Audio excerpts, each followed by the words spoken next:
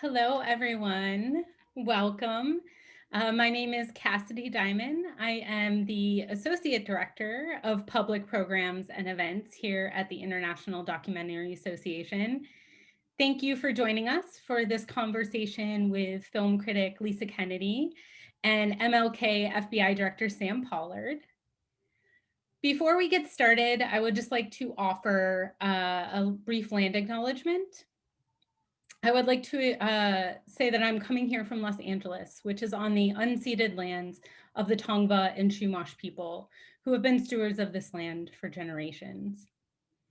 I would also like to offer a thanks to our sponsor, IndieWire, for helping bring this series to all of you, and for our media sponsor, KCRW. Thank you for all your support over the past few months as we host this screening series in a virtual world. And without any further ado, I'm going to hand it over to Lisa, who's going to get this conversation started. Welcome, Lisa.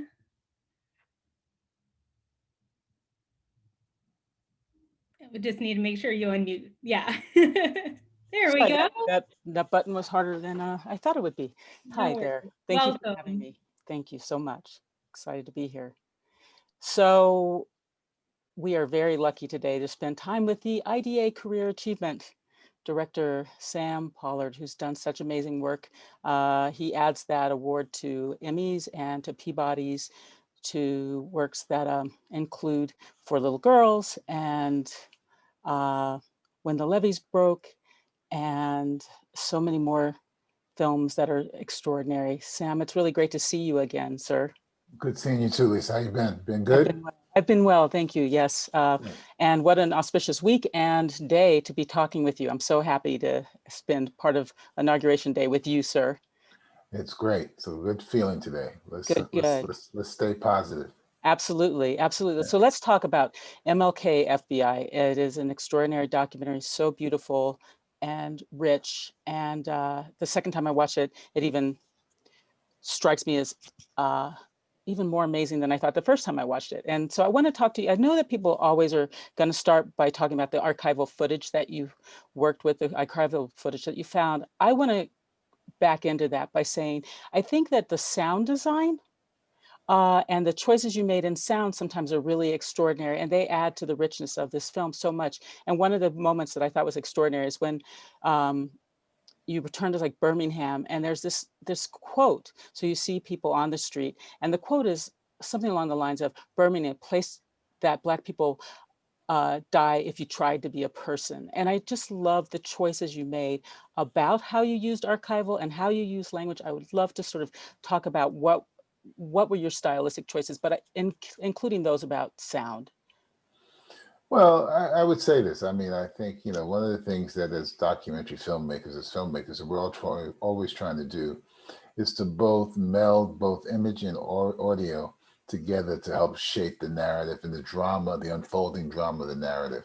And in my experiences, both an editor and a director and a producer, one of the challenges that editors face, in this case, we had a wonderful editor, Laura Tomaselli, is to try to make sure that as she's building the narrative archivally, that she's creating an oral bed that will also pull you along through the narrative. And she did, I think, a pretty extraordinary job, which is then always with all these films, then you give it to a sound designer and a sound mixer, and they heighten it, they add other elements to it, they add other audio, effects that gives it another level. The other thing that's important in terms of the sound is the composer's music.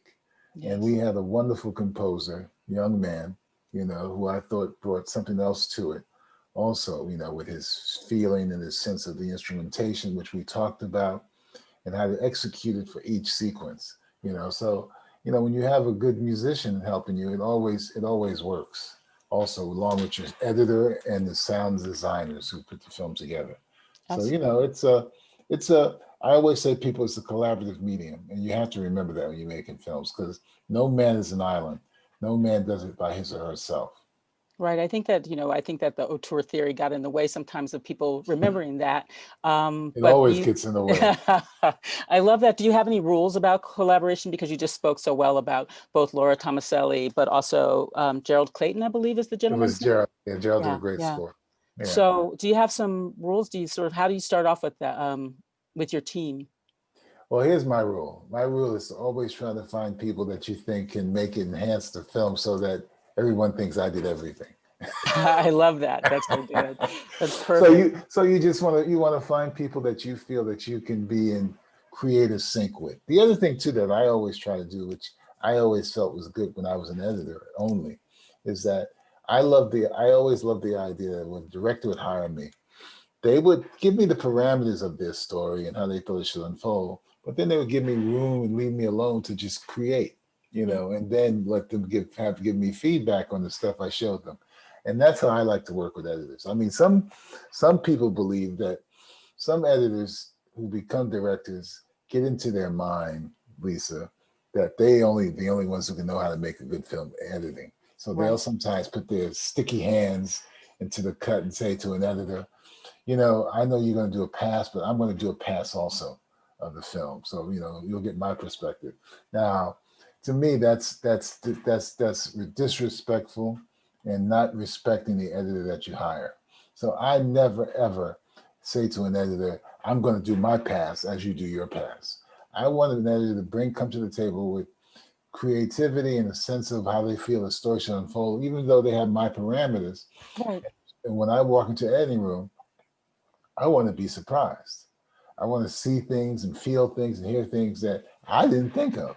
And I'm the first to say to an editor, wow, that's really good. Now, it's not to say I wouldn't be jealous because I am a human, but I also know that if you give an editor the ability to create, they can bring things to the table that will make your film better. And at the end of the day, all I want them to do is make my film better. That's all. Absolutely. No, You no, know. that's a great lesson and how Oh you yeah, move up and still leave room for other people to be you creative. got to. You And have to. then you get to own it. It's like it's That's perfect. exactly right. What were your parameters for MLK FBI? Here's parameter one. Parameter one was we knew that from the beginning that we didn't want to have anybody on camera. We want everyone to be voiceover. It wasn't something we came up with in the editing process. We had originally thought about that, myself and my producer, Benedine. Mm-hmm. Number two, we knew that we wanted to make sure that we tried to create what we call some evocative recreations that gave you a sense of the FBI and the monitoring that they were doing on Dr. King. So we had to gather old radio equipment, old tape-to-tape recorders, old cameras and stuff, photos and files and stuff. We built a set. We went and we rented a set, which we built. We brought in tables and chairs and props and racks that we built and put all these files and other ephemera on these files. So we knew we wanted to create have these recreations. So we knew that also going along. And the third thing was, normally when I'm doing a documentary, I interview usually up to 25 people. This one, I said, we don't need a lot of people to tell the story. If we can get the focus on a certain number and have them speak to specific things that's going to be a part of the story, that's all we need. So we knew we wanted two of Dr. King's closest confidants that were still living. That was Clarence Jones and Andy Young. We knew that we wanted two historians. One historian that could give us the background and the history of Hoover and the FBI. That was Beverly Gage. And we knew we wanted a historian who could speak to the FBI in the 60s and the creation and the development of COINTELPRO. And that was Donna Murch. Then we said to ourselves, it would be great if we could get somebody or some couple of people from the FBI. So we found a former agent who lives in Texas named Chuck Knox, who agreed to speak to us. Mm-hmm. And then one day Ben asked me, he says, he asked a question, what about asking James Comey? Mm-hmm.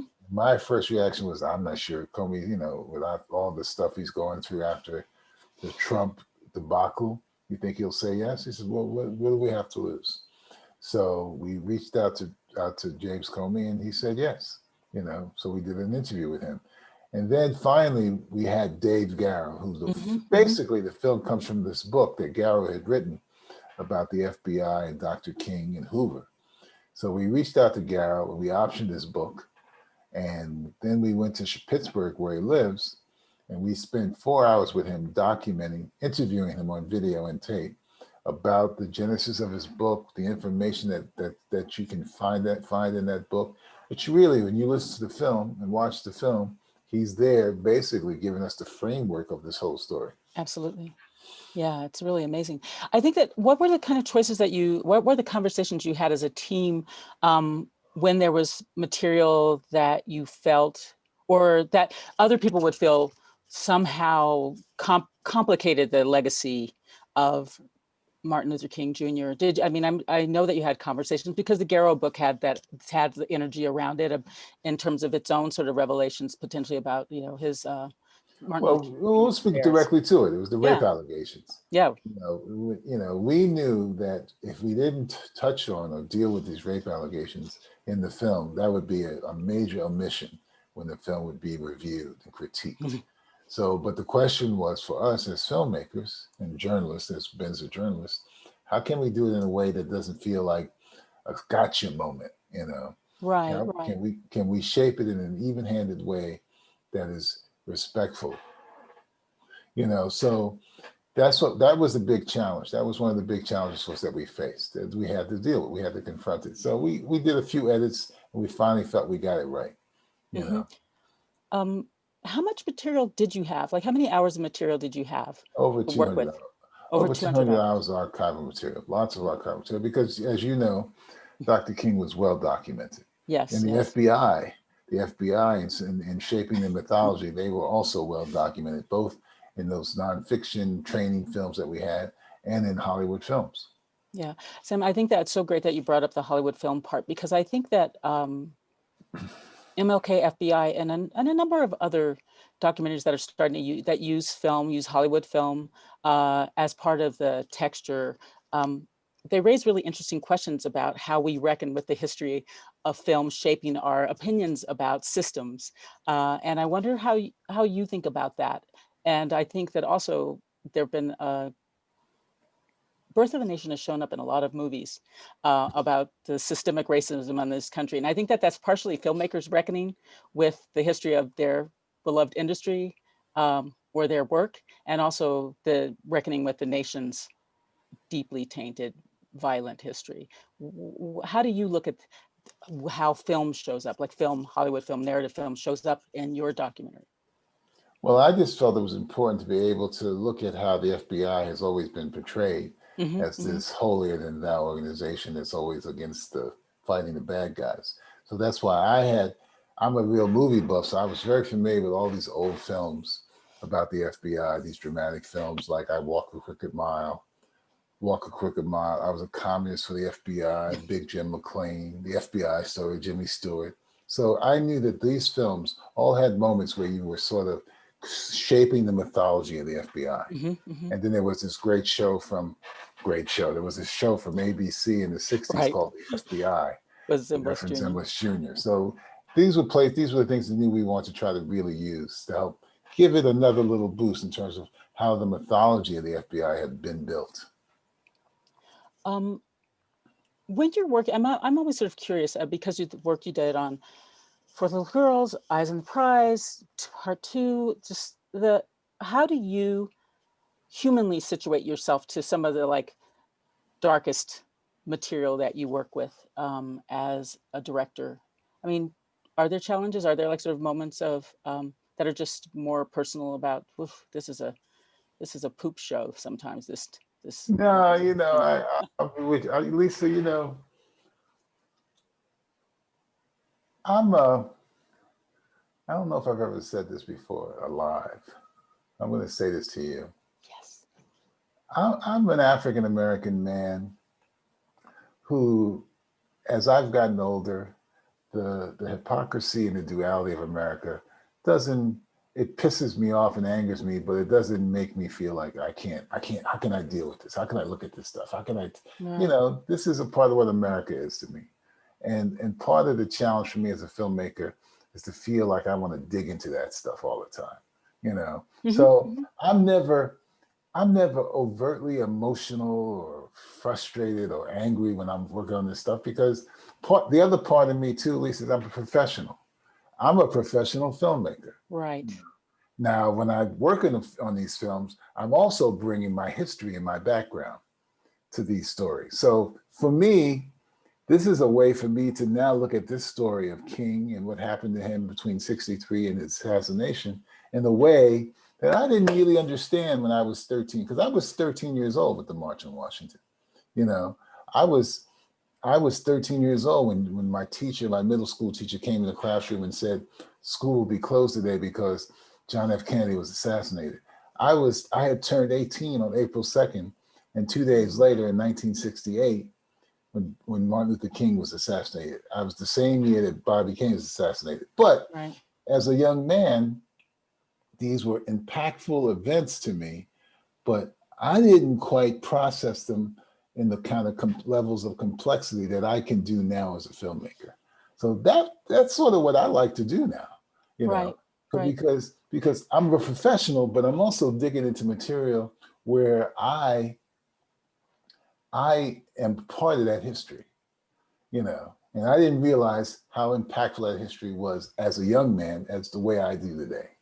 If Right. that No, makes that sense. makes a lot of sense. I think it also is a Yeah. kind, I mean, I think that's why we can return to those moments and they become richer as well. It's like when you do this as a historian, as a journalist and a historian and a filmmaker, there's this way in which you ask a different set of questions or you understand it differently. And the nuance of that gets, I think, portrayed on the screen, your relationship to that. It's really interesting. One of the things I really love about your films, and certainly this film in particular, is this way in which you don't, if you do, it's done subtly. You don't build an argument that is wrestling me to agreement. You trust me as a film goer to think. I think you expect us to think. And I wonder how you feel. I mean, because there's lots of different ways to make nonfiction film these days. And some of them are like arguments and some of them are like op-eds. This is not that. And I think that you have your own ethics about what you expect us, we, the receivers of film, to do. Well, I totally don't like the idea of films as agitprop. Great. I don't like that. Hmm. And the other thing is, this is something I kind of think that I got from working with Spike on his films, basically, was that I like to leave it open-ended. I like questions. Hmm. I like the audience to ask themselves questions. I don't want to tell you how to think, really. I want to give you the information so you can ask yourself some questions. You know, like me asking David Garrow, what do you feel your responsibility is as a historian? And him kind of dancing around it. There was a good pause there. Yeah, he was dancing.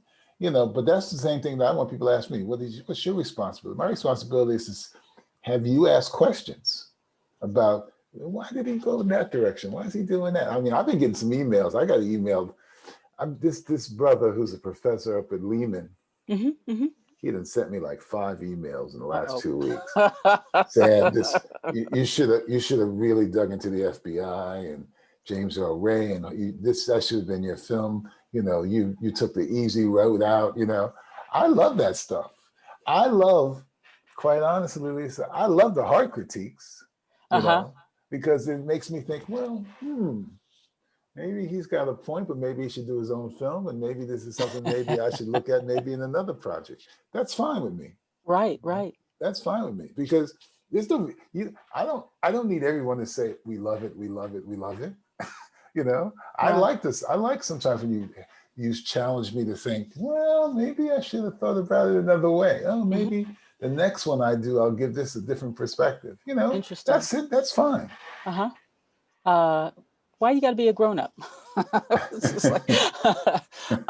One of the, could you talk a little bit about emotion, how emotion works for you in a film? Because I think there's this sort of extraordinary moment that happens that I think of as very subtle in a lot of ways, is when the FBI drops off the tapes to the King family home, and the way in which you use the sort of family footage, of the music too, by the way, I think that's really powerful, but also the footage that's used sort of post that Coretta Scott King listening to those tapes. And there's something very compassionate and loving and very moving about it. And I love to hear how you use, because it's not sentimental. So how do you think about emotion in a film that has all these facts and it's structured to be archival? So therefore there is a certain way in which we imagine that the facts will only be the archives, not the way that you structure it. Well, here it is. You know, as a young man, Lisa, I was a kid who was 13, 14 years old, was in front of that television, you know, like maybe 2 or 3 hours a day after I did my homework. And I just loved old movies, Lisa. I loved all these silly movies with Barbara Stanwyck and Kirk Douglas and Burt Lancaster and the cowboy movies. But the thing that, and I didn't know I was going to be in the movie business then. Right. That was not my goal. But what sort of got absorbed in me was this idea of filmmaking, creating stories that were dramatic, Mhm. that had characters that had conflict and had emotion, you know. So here I get into the film business, and my initial goal, Lisa, in the film business was to be a feature film editor. That was my original dream when I fell into this business. I want to be a feature film editor. I want to cut dramatic films. Now I got waylaid into documentaries, you know, but as you know, I still also, by the middle of my career, I started editing features, primarily for Spike. The thing that I always try to bring to the documentary, because I don't like the notion I'm just giving you information. Right. I'm trying to create emotional drama. I'm trying to create characters that have tension and conflict. The reason that you see this story in this film unfolding between King, Hoover, King, Hoover, King, Hoover, is to take you on this drama where you'll have this collision course. Boom. If you go back and you watch Four Little Girls that I produced and edited with Spike, that whole film is building to what? The bombing of the 16th Street Baptist Church. Drama. So emotion is part and parcel of what I think makes a good documentary. Absolutely. And if I can't bring that to it, if I get locked into, and it's not to say I haven't edited some or produced some that's just informational because they're just a job. But when I'm trying to do my own stuff, my own films, I'm always trying to figure out how to bring emotion to it. Because if not, then what's the point of me watching it? You know, I'm trying to give you facts. That's important, you know, but I'm trying to create compelling and engaging characters. Absolutely. One of the things I thought was interesting that you've said a little bit, as you know, this material is going to be presumably released in 2027, in about 6 years, and you had some really interesting things about how you felt about that. But what I was intrigued by is that the person who was most adamant that this would not be a good thing was Chuck Knox. Is that his name, the FBI agent? Yeah. What do you, I mean, I had my own sort of thoughts about why he felt so categorically, where everyone else was like, oh, you know, it's not going to do this or that. And I'm interested in how you feel about what may or may not happen when that moment occurs, or that sort of declassification occurs. But what do you think he was concerned about? Maybe Chuck Knox knows something we don't know. Yeah, maybe he does. You know, he's an agent. He's a former agent. You know? Maybe, you know, Lisa, maybe he's heard some of that stuff. You know? Yeah. You know, I should have asked him that question. See, now you brought up a question I should have asked him. I should have said, Chuck, have you ever heard any of those audio tapes? And I don't think I asked that question. I know, it's like sometimes that question, you know, it's just only because I was like thinking, well, you know, because then of course you project why you think it would be. And it's to me, it's less about like Dr. King than it would be about the overreach, to put it mildly, of the FBI. Yeah, it's overreach. Yeah. Illegal overreach. Yeah. But my personal response to that question is, Yeah. I'm fine with it, because think of it this way. You know, I personally am not interested in the titillating stuff. Mm-hmm, mm-hmm. I have no reason to want to hear it, and I don't care about it. But unless the FBI edited these tapes really severely, there should be in those tapes discussions that King had in those hotel rooms with Ralph Abernathy, Clarence Jones, Andy Young, Fred Shuttlesworth, Dorothy Cotton, about what? James Bevel, Mm-hmm. Diane Nash, if she was there, about the strategies they were going to undertake in Birmingham, Alabama, in Albany, Georgia, in Selma, Alabama. There must have been some discussion about in one of those rooms about what to do about Stokely Carmichael. Absolutely. Oh, I love that you know that what's really interesting, the reasons, a number of the reasons to return always to the civil rights movement at that moment and to that leadership is because there's so much that was tactical, and we sort of, the way that That's right. the way that we've been introduced to it sometimes over the years, and especially in fiction film or in like sort of mainstream media, is this sort of moral explosion, but not all that like nitty gritty. How do you make things work? I mean, when in MLK FBI, when he comes out, when Martin Luther King Jr. comes out of the meeting with J. Edgar Hoover, Hoover. his answers are so, I mean, his answers to the press about how did it go? How did it go? It's just are so interesting about just the choices, the nimble choices of how you continue to move the conversation forward. At least that's how I experienced it. Well, you know what the wonderful moment is when he's at the elevator Oh yeah. and the What guy did he asks the say? last question and he says, "Oh, the elevator. I can't tell you anymore." He's dancing. I mean, think about how shrewd and smart Dr. King was. Exactly. Here he goes earlier when he has the meeting with Bobby and Kennedy and John Kennedy about Stanley Levinson, you know, and they say, "Dr. King, we know that Stanley Levinson has had affiliations with the Communist Party. You should not be this man. You should not have him in your company. You know, should not be connected to this guy." Now, what does King say to the Kennedys? He says, "Well, you're right. I won't." But does he? Does he associate himself? No. The lady, when she asked him the question on a television Oh, show, that was great. Dr. Paul, King's response is so thoughtful, you mm-hmm. know, and so right on, you know, beautiful, just absolutely beautiful. Very smart man. Yeah, no, and I just think that that's the reason return sometimes, because there's all these other kinds of conversations that happen around the person, but then you really start to see the status, you know, the sort of tactician, the sort of strategic mind, the nimble like leadership that's going on there, and it really is kind of, I mean, he has a basically provides the language for quote unquote unconscious bias and early on, and it's in your film, and I'm just like, wow, this is the reason. These are a number of the reasons to return to these kind of things, is so that you can see that. And it's a little bit of that plus ça change thing that James Baldwin spoke about, whereas you feel the cycle. And I know you've talked about the cycle before. It's like with this return to the dastardliness sometimes of this nation, and how Exactly. you move out of that. So Exactly. yeah. So you've seen that. I mean, that's like what you've seen when you've done, you cut the films and then like directed the films.